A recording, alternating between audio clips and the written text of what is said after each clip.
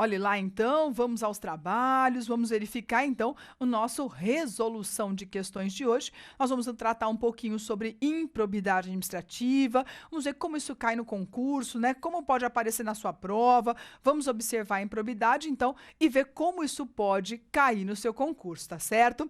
Vamos dar uma olhadinha na questão? Olha lá. Primeira questão, então nós estamos falando aqui do TRF aí da segunda região, desculpe, TRF da segunda região, concurso de juiz federal, e a questão está adaptada, tá, gente? Nós colocamos só aquilo que interessava, aquilo que era pertinente ao nosso assunto.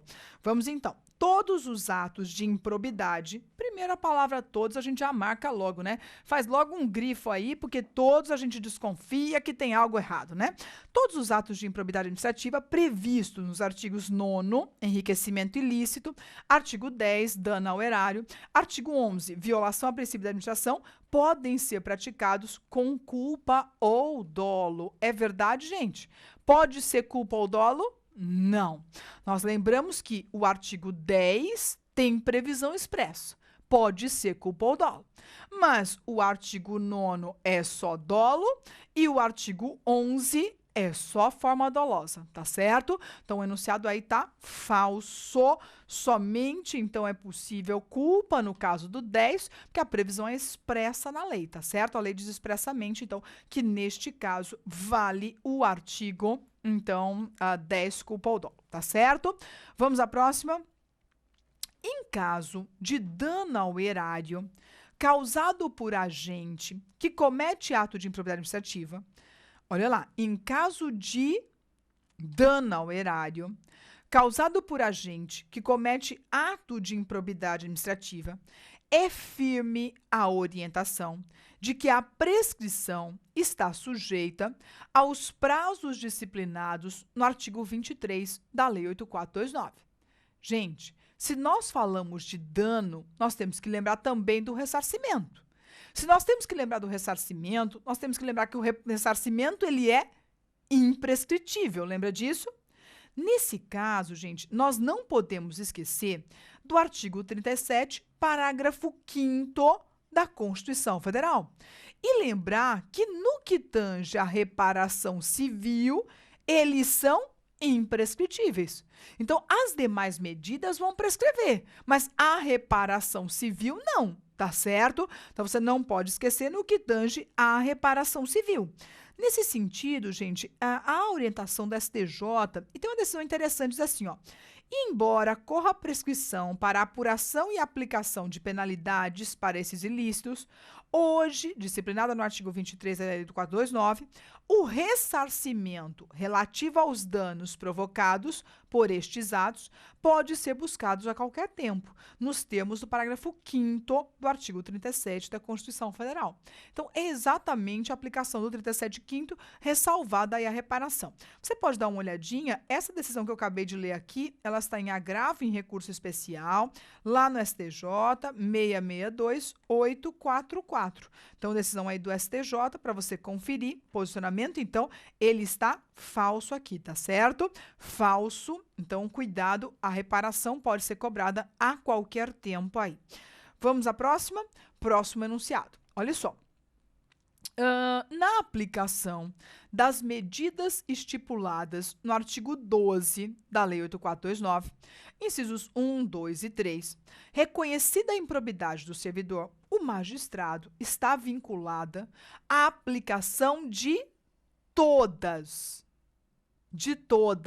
as modalidades ali previstas, tendo liberdade apenas, olha, a aplicação de todas as modalidades ali previstas, tendo liberdade apenas no que se refere à gradação. Haja vista que o parágrafo 4º do 37 da Constituição Federal encontra-se no imperativo. Gente, tem que aplicar todas? Eu preciso aplicar todas da lista? Não. Olha lá, o magistrado está vinculado à aplicação de todas as modalidades? Não. A pena em bloco, não. O juiz pode escolher uma, duas, algumas ou todas elas. Ele pode escolher por todas? Pode. Mas ele está obrigado a aplicar todas? Não. Então, não há aplicação de todas elas. O enunciado está falso aqui, tá, gente? Enunciado falso nesse caso. Próxima. Opa, acho que eu pulei aqui. Tem algum aqui para baixo? Deixa eu ver. Não. Olha lá, próxima então. Vamos lá. No âmbito da improbidade administrativa, após o julgamento do tribunal de segundo grau, mantendo a condenação do agente público, a legislação admite a perda imediata do cargo, sem prejuízo de retorno, na hipótese de reforma do julgado por Tribunal Superior. Tá certo, gente? Vou repetir. Essa é muito fácil. No âmbito da improbidade administrativa, após julgado pelo Tribunal de segundo grau, mantendo a condenação do agente, a legislação admite a perda imediata do cargo, sem prejuízo de futuro retorno na hipótese de reforma do julgado pelo Tribunal Superior. Gente, se ainda tem recurso ao Tribunal Superior, é porque não transitou em julgado. E lembre-se, a perda de função e a suspensão de direitos políticos só podem ser aplicadas com o trânsito em julgado. Então, a perda de função, guarde isso, perda de função mais suspensão de direitos políticos são penas que dependem do trânsito em julgado. Então, eu só posso aplicar com o trânsito em julgado. Se ainda cabe recurso, é porque não transitou em julgado. E se não transitou em julgado, eu não posso aplicar perda imediata. Está errado esse enunciado, falsa essa afirmação, eu não posso aplicar, então, a perda imediata. Nós estamos falando da previsão do artigo 20 da Lei 8429. Previsão, então, do artigo 20 aí da Lei 8429, tá certo? Ok com essa informação? Próxima, então, aí, próximo enunciado, Tribunal de Justiça Mato Grosso, 2014, acerca do regime jurídico da improbidade administrativa, instituída pela Lei 8429, assinale a alternativa correta. Senhores, nós queremos a correta, tá certo? Vamos lá? A ação judicial possui natureza penal e civil. Falso, né? Essa não tem nada de penal, falsa. As condutas tipificadas como improbidade administrativa devem ser interpretadas de maneira restritiva. Vocês lembram que o rol é exemplificativo? Rol é exemplificativo. Então, nós estamos falando de alternativa falsa também. Lembre-se que o rol não é taxativo, o rol é exemplificativo. E se nós falamos de rol exemplificativo, eu não posso falar de restritivo aqui. O sucessor daquele que causar dano, que causar lesão ao patrimônio público, está sujeita às cominações da referida lei até o limite do valor da herança. E aí, verdadeiro? Com certeza. Essa é a resposta certa. Essa é a alternativa verdadeira. Essa está certa. Vamos à próxima? Olha lá.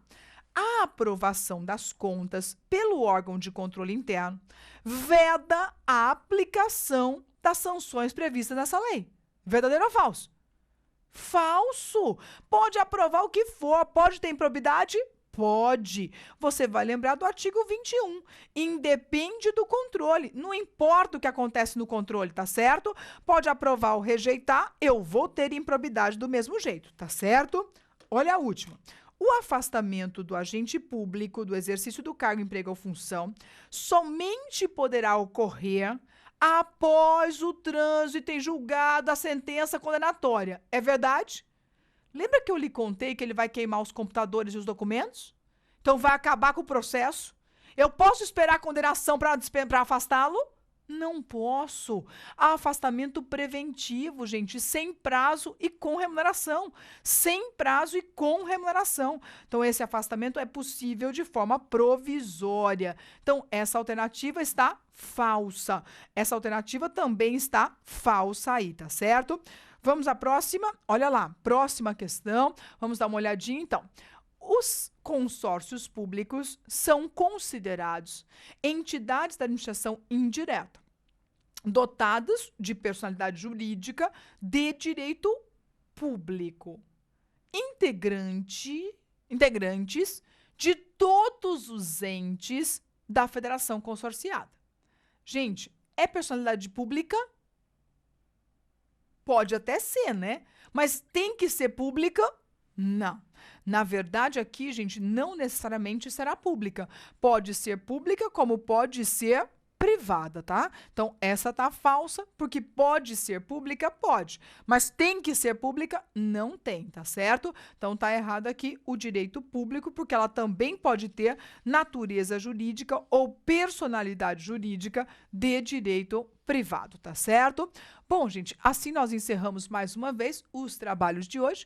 Obrigada por mais essa oportunidade e até uma próxima. Obrigada!